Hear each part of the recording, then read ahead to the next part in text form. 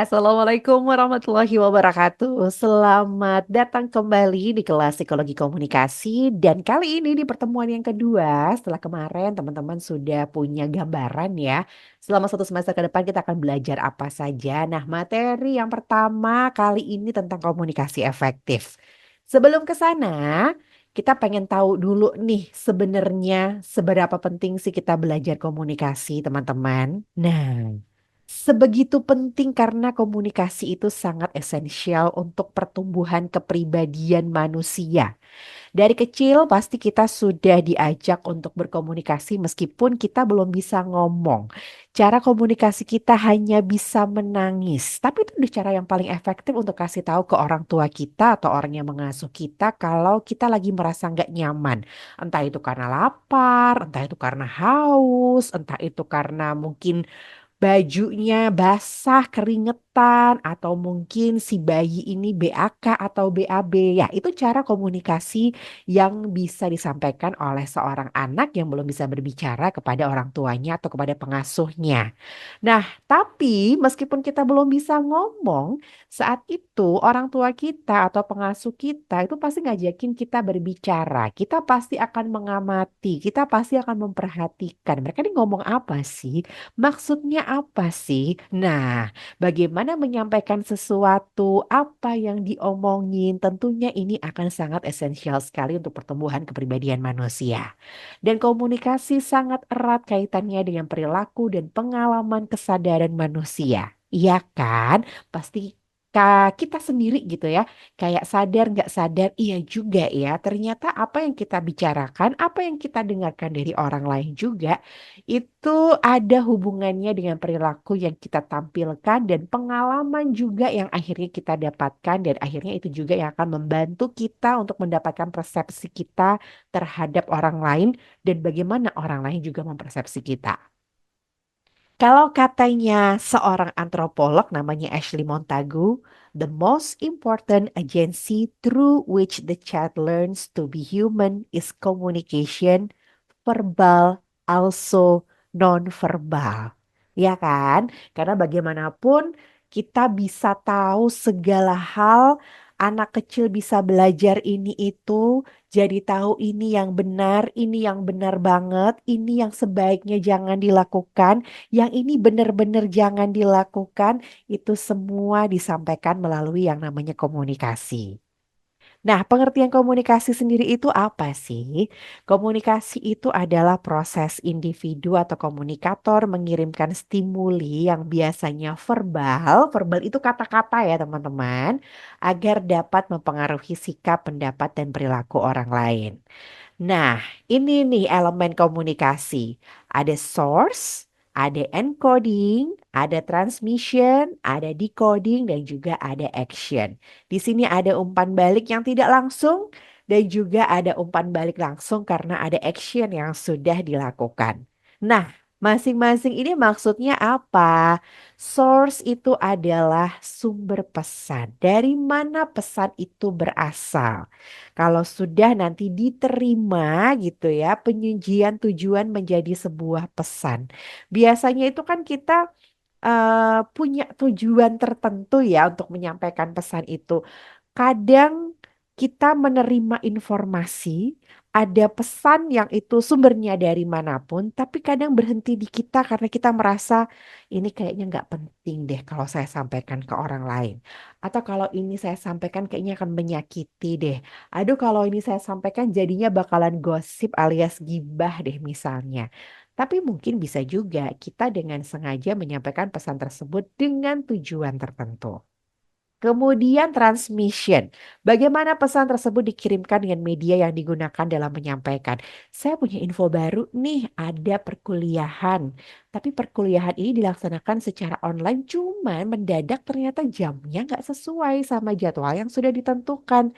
Baiknya, ini kan terus ada tujuan ya. Pesan mungkin didapat dari dosennya, terus di encoding ada tujuan. Saya pengen menyampaikan ini kepada seluruh teman-teman saya dalam satu kelas, memastikan teman-teman dalam satu kelas itu tahu kalau ini ada sedikit pengumuman terkait dengan perkuliahan. Biar nggak ada yang miss gitu kan. Nah, gimana caranya biar pesan ini tersampaikan dengan baik gitu kan? Ada yang namanya transmission. Kita siapkan medianya apa yang paling pas. Apakah kita telepon satu-satu? Bisa sih, tapi mungkin nggak akan efektif. Kita wapri satu-satu di chat gitu ya. Bisa juga sih, tapi apa iya kalau sekelas misalnya 30-an orang terus di chat satu-satu agak PR juga. Apalagi buat yang baru kenal sekarang gitu kan, karena ini gabungan dari beberapa kelas. Terus kayak, wah ini siapa namanya ya? Belum aku save nomornya ya. Atau misalnya cukup dengan di grup WhatsApp aja. Nah, dari WhatsApp grup ini kita bisa ngecek siapa-siapa aja yang udah baca, siapa-siapa aja yang mungkin belum. Nah, yang belum-belum ini yang mungkin perlu kita chat. Nah, itu contoh dari penggunaan media. Kemudian di coding, pesannya ada diterima dan dipahami oleh audiens. Karena sudah diterima gitu ya, ada umpan balik mengetahui apakah pesan yang disampaikan benar-benar dipahami oleh audiens. Kalau dari WhatsApp group tadi kita bisa lihat umpan baliknya adalah dari info pesan tadi ya, apakah sudah dibaca atau masih ada yang belum. Terus mungkin ada kasih reaction, ada juga mungkin yang menjawab dengan ngechat, itu adalah umpan baliknya teman-teman. Tapi ada juga yang mungkin karena belum baca jadi kita tahu, wah ini saya belum dapat respon dari orang ini nih. Gimana ya, dia tahu nggak ya kalau ada perubahan jam perkuliahan? Nah, komunikasi itu sebenarnya peristiwa sosial. Karena kan kita berhubungan dengan manusia yang lain gitu ya. Peristiwa yang terjadi ketika manusia ini berinteraksi dengan manusia lain. Jadi, letak psikologi komunikasi ini adalah bagian dari psikologi sosial. Memang komunikasi bukan subdisiplin ilmu psikologi, bahkan mungkin kalau teman-teman pengen belajar komunikasi ya ada prodinya sendiri ya. Tapi psikologi menyebut komunikasi pada penyampaian energi dari alat-alat indera ke otak, pada peristiwa penerimaan dan pengolahan informasi, pada proses saling pengaruh di antara berbagai sistem dalam diri manusia dan juga di antara manusia. Jadi bahkan di intrapersonal kita sendiri, di dalam diri kita sendiri, itu tuh sebenarnya ada proses yang saling mempengaruhi. Bagaimana akhirnya kita berpikir, bagaimana dari pengalaman kita sebelumnya akhirnya kita kayak bener nggak ya apa yang saya nanti akan putuskan itu kira-kira nanti resikonya seperti apa ya? Aduh enggak deh saya nggak mau ngomong aja. Ngomong tapi mungkin sedikit aja ya gitu atau apapun itu. Kita pasti akan memproses terlebih dahulu di diri kita sebelum akhirnya kita mengeluarkan satu statement atau sebelum kita menyampaikan pesan kepada orang lain. Nah, kalau kata Fisher, itu ada 4 ciri pendekatan psikologi pada komunikasi. Yang pertama itu penerimaan stimuli secara indrawi. Jadi kita pasti akan menerima stimulus secara indrawi. Kita punya 5 panca indera dan itu yang akan menerima stimulus. Pesan, entah itu pesan dari sesuatu yang kita lihat. Bisa kan meskipun verbal, tapi verbalnya misal tertulis. Jadi kita melihat gitu kan. Terus mungkin pesannya kita dapat dari indera pendengaran karena kita mendengarkan orang lain berbicara sama kita.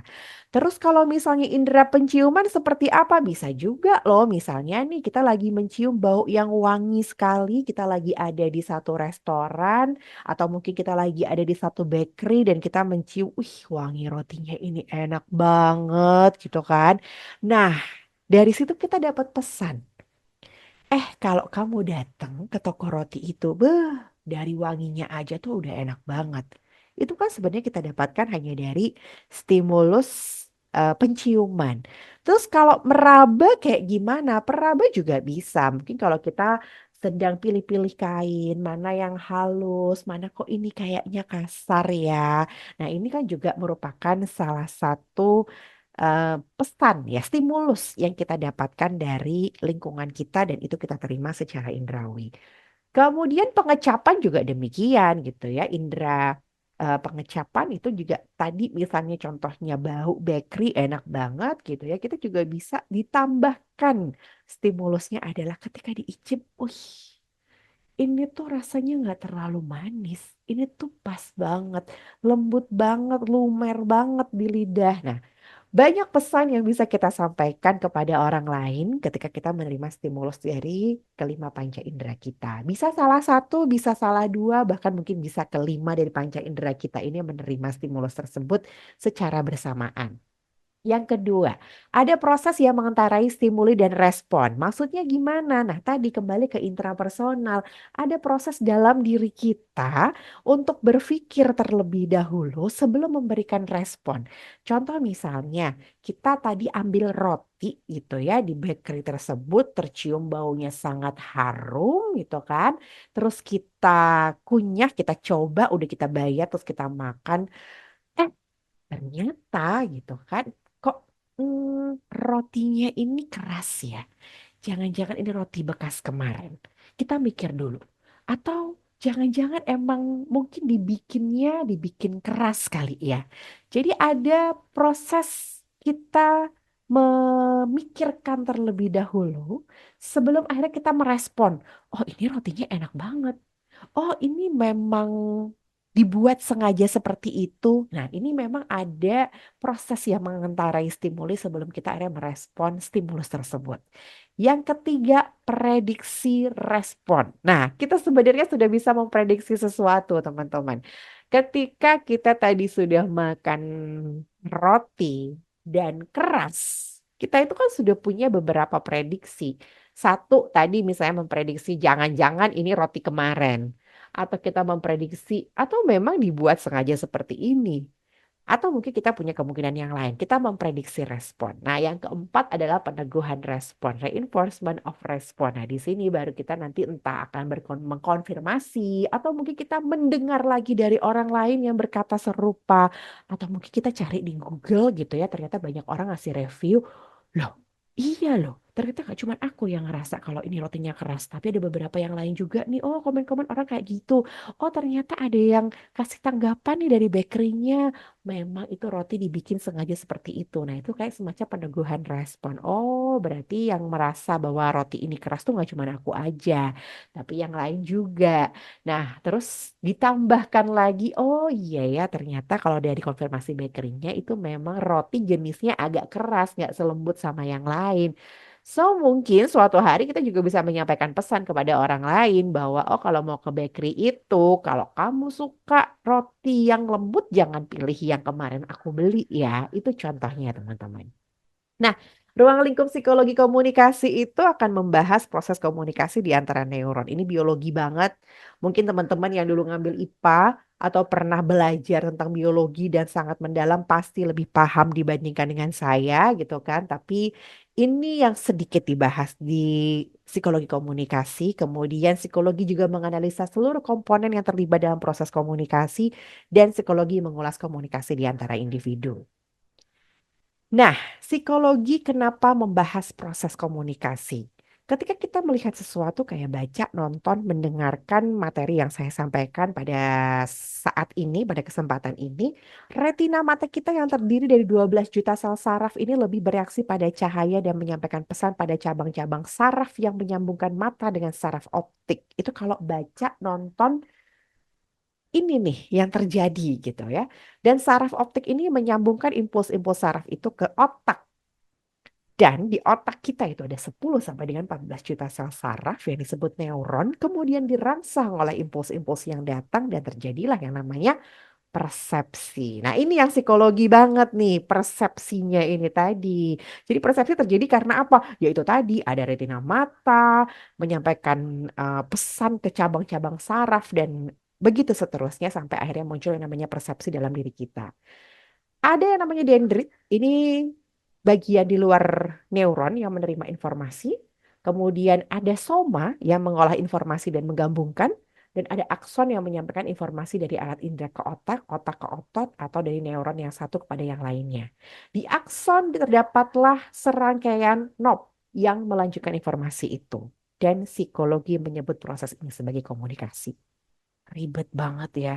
Kayak, ya ampun kita selama ini cuman baca, nonton itu kayak ya udah. Dalam hitungan tidak sampai 1 detik bahkan kita sudah bisa menerima banyak sekali stimulus.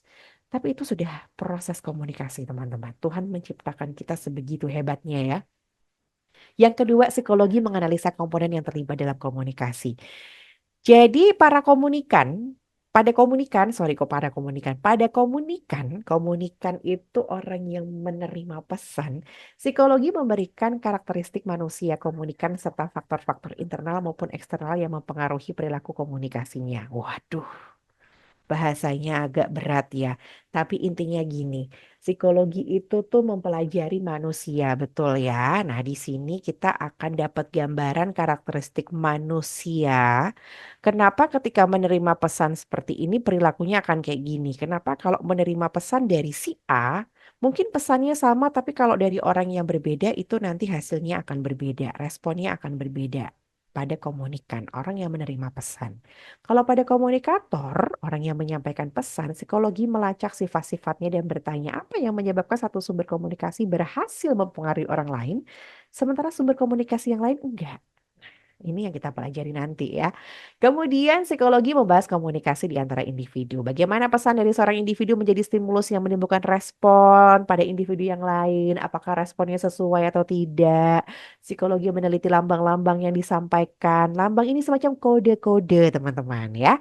Psikologi meneliti proses mengungkapkan pikiran menjadi lambang, bentuk-bentuk lambang, dan pengaruh lambang terhadap perilaku manusia. Nah ini kalau misalnya teman-teman pernah dengerin namanya ilmu psikolinguistik, disinilah yang namanya ilmu psikolinguistik. Bagaimana mengungkapkan pikiran menjadi sebuah kode gitu ya, sebagai sebuah lambang.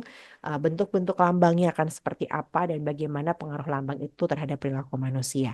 Dan pada saat pesan sampai pada diri komunikator, psikologi melihat ke dalam proses penerimaan pesan. Menganalisa faktor-faktor personal dan situasional yang mempengaruhi dan menjelaskan berbagai cara komunikan ketika sendirian atau dalam kelompok. Sadar nggak sadar nih ya teman-teman, ketika kita sedang menerima pesan dari si A, kita lagi sendiri, sama kita lagi bareng-bareng sama temen, itu biasanya bisa jadi cara menerima atau persepsi kita terhadap pesan tersebut itu bisa berbeda. Mungkin teman-teman pernah merasakan itu. Nah, ngomongin soal komunikasi itu sebenarnya ada beberapa hal. Yang pertama itu ada komunikasi terapeutik. Ini kalau misalnya ngomongin psikologi akan sangat dekat sekali. Teman-teman, kalau kita berbicara tentang komunikasi terapeutik ini memandang gangguan jiwa yang bersumber pada gangguan komunikasi. Ada loh. Jadi ini adalah ketidakmampuan pasien untuk bisa mengungkapkan dirinya itu seperti apa. Singkatnya, meluruskan jiwa orang itu bisa diperoleh dengan meluruskan caranya berkomunikasi. Kadang itu karena semuanya dipendem, dia nggak bisa ngomong apa yang dia rasain atau mungkin dia nggak percaya sama orang lain selama ini sehingga dia selalu memendam semuanya sendiri. Akhirnya dia jadi ada gangguan jiwa. Dan itu bisa sedikit demi sedikit dibenahi dengan meluruskan caranya berkomunikasi. Dengan metode komunikasi terapeutik ini, terapis dapat mengarahkan komunikasi begitu rupa sehingga pasien dihadapkan pada situasi dan pertukaran pesan yang bisa menimbulkan hubungan sosial yang bermanfaat. Bikin orang bisa percaya sama kita. Nah, ini mungkin nanti ketika teman-teman belajar konseling, belajar psikoterapi, yang namanya komunikasi terapeutik ini nanti akan diterapkan di sana. Yang kedua, komunikasi persuasif. Ini juga erat kaitannya sama psikologi. Proses mempengaruhi dan mengendalikan perilaku orang lain melalui pendekatan psikologi. Yang berikutnya, ada komunikasi efektif. Ini adalah komunikasi yang paling tidak menimbulkan 5 hal. Pengertian, kesenangan, pengaruh pada sikap, hubungan yang makin baik, dan juga tindakan. Pengertian maksudnya gimana? Artinya penerimaan yang cermat dari isi stimuli seperti yang dimaksud komunikator. Jadi kayak misalnya, saya mau bilang bahwa kuliah kita hari ini kita lakukan secara asinkron. Nanti materi akan saya sampaikan melalui YouTube dan Google Classroom. Nah, saya berharap tujuan saya adalah teman-teman bisa paham, oh iya, kuliahnya hari ini asinkron, berarti nggak ada Google Meet, saya bisa akses materinya di Google Classroom sama di YouTube, berarti saya harus tetap mempelajari itu.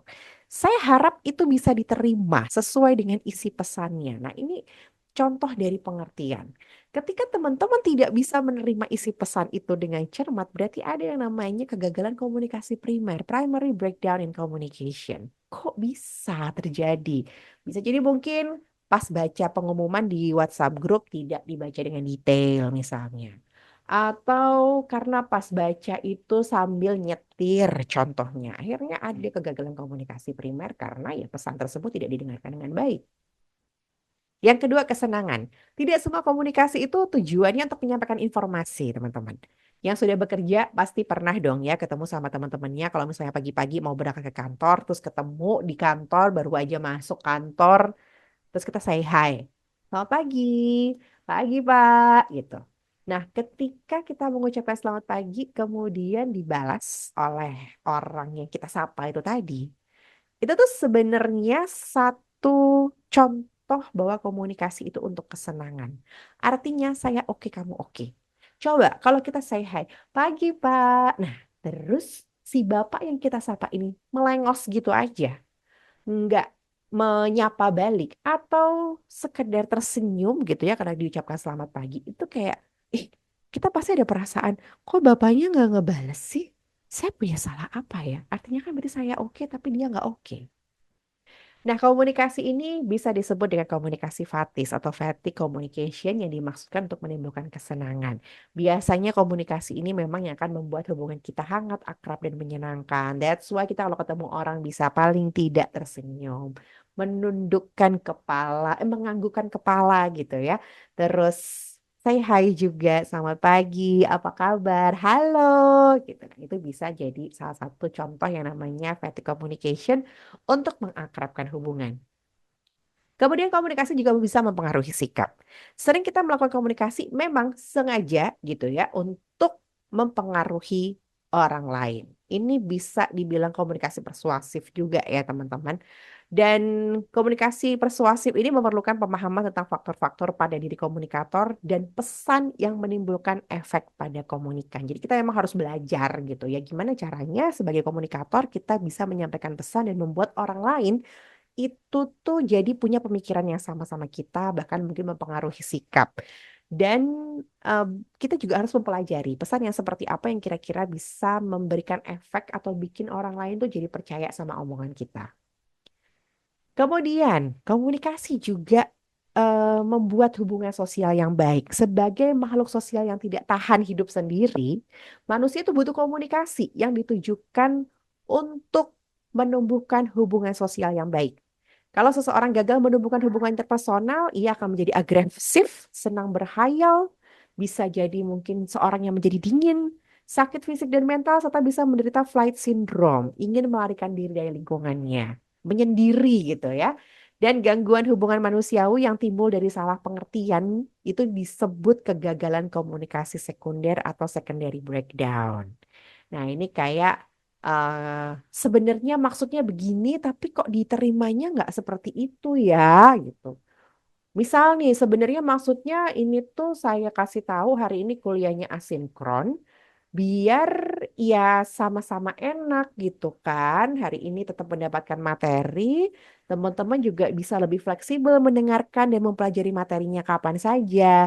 Tapi yang diterima misalnya nih karena secondary breakdown akhirnya diterima, ih gimana sih Bu Ayu ganti-ganti jadwal atau ih Bu Ayu kok cuman asinkron gimana sih? Nggak niat ngajar apa? Nah itu udah secondary breakdown. Dan komunikasi itu bisa bertujuan tindakan. Komunikasi persuasi itu bisa melahirkan tindakan yang dikehendaki. Kita pengen mengubah seseorang atau pengen orang lain itu melakukan sesuatu. Itu bisa dengan komunikasi. Sekian hari ini. Terima kasih banyak untuk sesi yang kedua ini. Semoga bisa dipahami teman-teman. Dan yang pasti kita bisa ketemu lagi nanti di sesi yang berikutnya. Terima kasih. Wassalamualaikum warahmatullahi wabarakatuh.